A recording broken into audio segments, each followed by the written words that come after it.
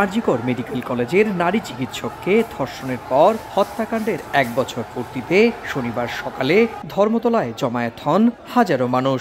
শঙ্খ বাজিয়ে, গান গেয়ে, ব্যানার, প্ল্যাকার্ড হাতে ও কালো ব্যাজ পরে তারা যোগ দেন প্রতিবাদে।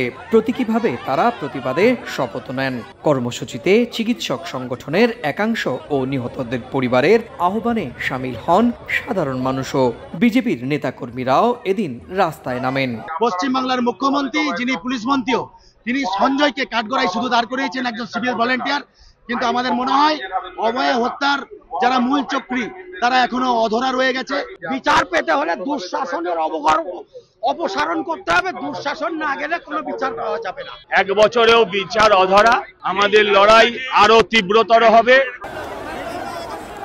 শুধু ধর্মতলায় নয়, শহরের উত্তর, দক্ষিণ, পূর্ব ও পশ্চিম থেকে একাধিক মিছিল এগোতে থাকে নবান্ন অভিমুখে। মমতার পদত্যাগের দাবিতে স্লোগান দেন বিক্ষুব্ধরা। যদিও পথে পথে পুলিশি বাধার মুখে পড়ে মিছিল, একাধিক স্থানে সংঘর্ষের ঘটনাও ঘটে। লাঠিচার্জও করে পুলিশ, এতে আহত হন বেশ কয়েকজন বিক্ষোভকারী।